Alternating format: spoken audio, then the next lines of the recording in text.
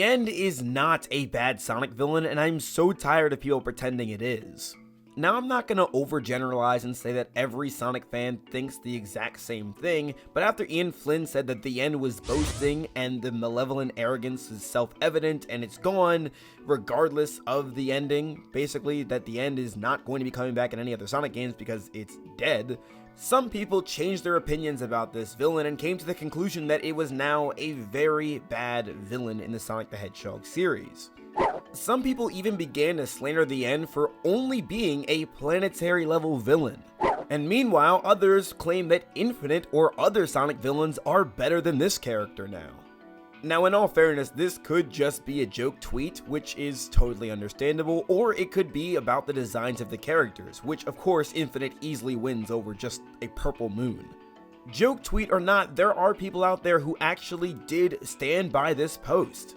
The last thing I'm going to do here is actually slander Infinite. If you do think Infinite is better than the End, hey, listen, more power to you, but to think that Infinite has better writing than the End, I think is a very huge misunderstanding of both Infinite and the End, because Infinite's backbone is next to nothing. He's mad at Shadow for wiping out his entire squad in Sonic Forces, then in the same game calls friends useless. Infinite, by definition, is an enigma in the Sonic the Hedgehog franchise. He is probably the most perplexing characters to enter this series just because I really do not understand what this character is supposed to do. Narratively, anyway. But going back to the task at hand here and explaining why the End really is not a bad villain and this is all just being blown out of proportion, we need to look at the actual game itself, Sonic Frontiers. So if we look at the dialogue between Sonic and Tails on Chaos Island, Island 3 of Sonic Frontiers, we see that Tails says that the End is at least on par with Dark Gaia from Sonic Unleashed. Now, once again, I said at least on par with Dark Gaia from Sonic Unleashed. Those of you who love Dark Gaia and think he's one of the best villains in the Sonic the Hedgehog franchise because, oh my goodness, he was just so awesome, then in terms of at least physical strength and just strength overall, you have to give the End the same amount of credit. Even if we were to look at their individual accolades on their own, Dark Gaia actually has 0 wins to his name. He has no accolades to prove himself of being this very powerful being outside of him actually just being very powerful. He has not once won against Light Gaia on his own and has never destroyed a planet. He's broken things apart, but he always lost to Light Gaia. And when Super Sonic and Light Gaia worked together, well, we know how that ended. But when you look at the End has destroyed several planets and constantly pursued the Ancients, and then after that was only able to lose when Super Sonic worked in assistance with somebody else. No matter what ending you look at of Sonic Frontiers, Sonic never beat the End on his own.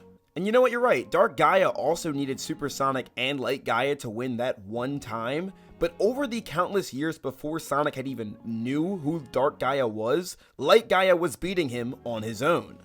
I hear the argument get thrown around periodically that Sonic basically beat the End on his own in the original ending because it was just Sage controlling a Titan, and that really isn't much of anything.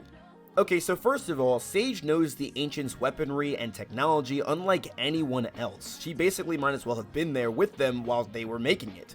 That said, she's very well equipped in operating this machine and can do it like nobody else can.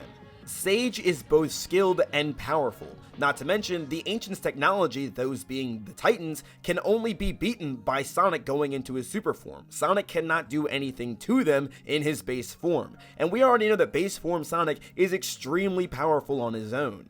In Sonic Generations, he was able to beat Perfect Chaos without using any Chaos Emeralds. And then in games like Sonic Forces, he says, unlike mechs, I can grow. I get more powerful every second. So with this line in mind, we know that since Generations, base form Sonic has only gotten stronger. Now, having said that, the fact that Sonic cannot even scratch the Titans without going super is not a testament to how weak Sonic is, but instead to how strong the Titans are. So basically, to give you a little recap about how the original ending of Sonic Frontiers went, Sage had to pilot a Titan, which cannot be beaten easily. She also had to really understand the ins and outs of how to pilot one in the first place, and then also had to sacrifice herself at the very end with Super Sonic fighting the End too. It took all of that to beat the end, and this is just the original ending, by the way. In the alternative update provided by Update 3, The Final Horizon, it takes actually a lot more, if not the same, in order to beat the end. First off, Amy, Knuckles, Tails, and Eggman have to provide assistance as well as Sage. Secondly, Sonic has to tap into not one, but two separate forms in order to beat this thing. So of course you have the standard Super Sonic, then you have Super Sonic 2, and then you have Cyber Sonic. So really, 3 forms in total in order to take this monster down. Sonic literally had to break his own limits twice in order to beat the end, and this was with help. Come on now, I know we're not slandering the end's strength here, and that people get so mad that it's a planetary level Sonic villain, but I'm gonna be honest with you, I think most Sonic villains are planetary level, and if they aren't, they're probably lower than planetary level. I personally think it's really unfair to say that the end hasn't reached its full potential when Sonic had to tap into 3 separate forms in order to beat it, and also have help. To be totally honest with you, I don't even think the end's capabilities or strength ever came into question before Ian Flynn said that it was just boasting. And I think that's really the main issue people take a problem with, which I think is slightly understandable.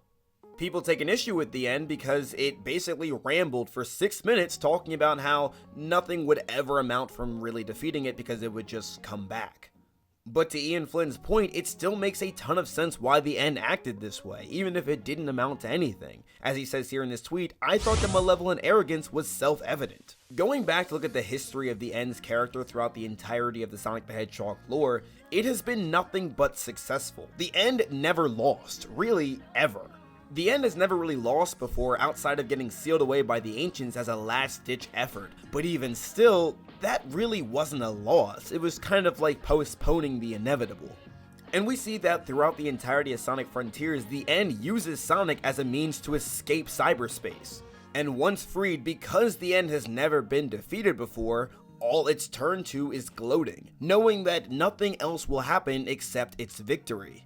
And when you think about it like that, the only reason the end was ever boasting in the first place is because to it already won. There was no fight going on here. This was just, again, delaying the inevitable. The end believed firmly that Sonic would be defeated. It wasn't a last-ditch effort to attempt to scare Sonic. The end was saying things that it felt like it already knew.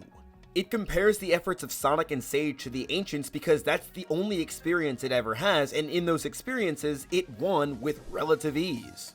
And this wasn't a cakewalk for Sonic and his friends either, as Sonic ends up completely battered in supersonic form, losing his glow after beating the end in the alternate ending. Having understood all of that, I really don't understand the end hate at all. But even still, you'd think that after listening to all of this, that the end is like my favorite Sonic villain when it's not even close. I mean, it doesn't even touch my boy Mephiles. He's the best Sonic villain, no question. I don't want to hear any arguments. But let me know your thoughts in the comment section down below. Is the end a bad Sonic villain? I want to see what you guys have to say, and also if you guys want to argue with me. Not that I'll be doing any of that, but I will be reading your responses. And as always, remember, if you like this video, remember to leave a like on it, subscribe, and turn on the post notifications bell so you never miss a video from me. You guys do not want to miss what I have to say.